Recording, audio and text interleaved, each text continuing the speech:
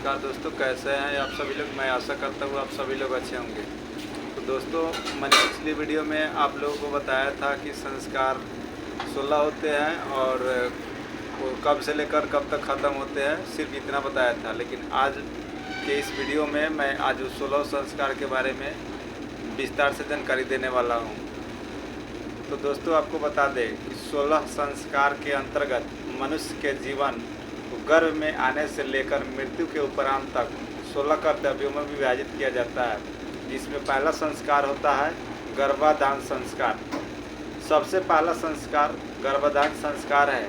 शास्त्रों के अनुसार पति और पत्नी के बीच प्रेम और संबंध सहमति के बीच होना चाहिए। यदि कोई स्त्री शारीरिक रूप से स्वस्थ और प्रसन्न होगी तो उसके गर्भाधारण करने पर जो शिशु पैदा होगा वो पूर्णतः स्वस्थ और तेज बुद्धि का होगा। और दूसरा संस्कार होता है पुंसवन संस्कार।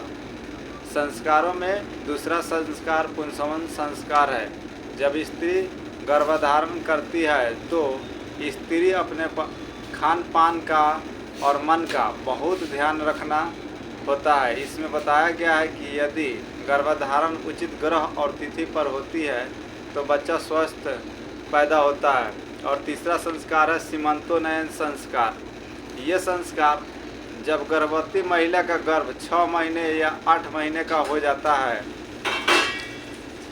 तब किया जाता है। सीमंतोन्नयन संस्कार का मुख्य उद्देश्य गर्भ में पल रहे बच्चे का संपूर्ण विकास और माँ बच्चे दोनों की सुरक्षा का है। और चौथा संस्कार होता है जातकर्म संस्कार। यह संस्कार बच्चे के जन्म के बाद होता है। और पांचवा संस्कार होता है नामकरण संस्कार। बच्चे के पैदा होने के समय और नक्षत्र के आधार पर कुंडली अनुसार उसका नामकरण किया जाता है। उस समय जो उसे नाम दिया जाता है वो आजीवन उसके साथ रहता है और वो उसी नाम से दुनिया भर में जाना जाता है।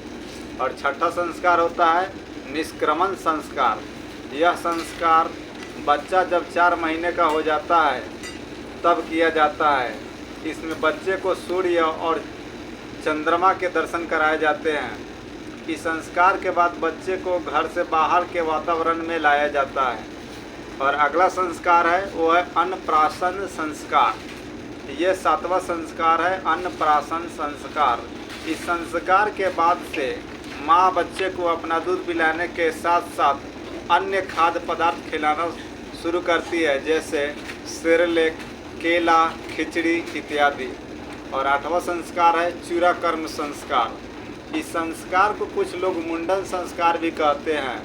इसमें बच्चे के जन्म के बाद पहली बार बाल काटे जाते हैं। और 9वां संस्कार होता है विद्यारंभ संस्कार। इस संस्कार में बच्चों को शिक्षा से परिचित कराया जाता है। पुराने ज़माने में गुरुकुल में शिक्षा दी जाती थी और आज शिक्षा स्कूल और कॉलेजों में दी जाती है। और 10वां संस्कार होता है कर्णभेद संस्कार। व्यक्ति के सभी अंग बेहद महत्वपूर्ण होते हैं और इस संस्कार का लक्ष्य कान की रक्षा होता है। ये संस्कार बालिकाओं में कान छेदे जाते हैं।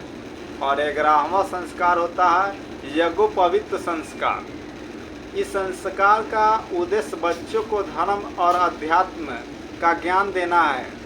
इसमें लड़कों को जनेऊ धारण कराया जाता है। जनेऊ कान में लपेटकर धारण कराया जाता है। वेदारंभ संस्कार यह है 12 नंबर संस्कार, यानी कि 12वां संस्कार वेदारंभ संस्कार है। इस संस्कार से बच्चों को धर्म का ज्ञान दिया जाता है। और 13 नंबर जो संस्कार है वो है केशांत संस्कार। इसका उद्देश्य बच्चों को शिक्षा प्राप्त करने के बाद समाज में अपना स्थान बनाने के लिए कहा जाता है। केशांत संस्कार में बच्चे की दाढ़ी और सिर मुड़वाने की परंपरा है। और 14 नंबर जो संस्कार है उसे कहते हैं समावर्तन संस्कार। ये संस्कार पहले ज़माने में किया जाता था लेकिन अब इसे नहीं निभाया जाता है। अब गृहस्थ संस्कार भी इसी के अंतर्गत आता है। और 15 जो संस्कार है 15 नंबर वो है विवाह संस्कार। इसमें व्यक्ति का विवाह कराया जाता है और उसे एक सामाजिक बंधन में बांध दिया जाता है। और अगला जो संस्कार है, जो अंतिम संस्कार है, उसे कहते हैं अंत्येष्टि संस्कार। यह संस्कार तब किया जाता है जब व्यक्ति की मृत्यु हो जाती है। व्यक्ति के मरने के बाद उसका नश्वर शरीर खराब होने लगता है और उसमें तुरंत बैक्टीरिया पैदा होने लगता है। ऐसे में अंत्येष्टि संस्कार करके उसका दाह संस्कार किया जाता है। तो ये रहा 16 संस्कार। आशा करते हैं कि आपको 16 संस्कार के बारे में पता चल गया होगा।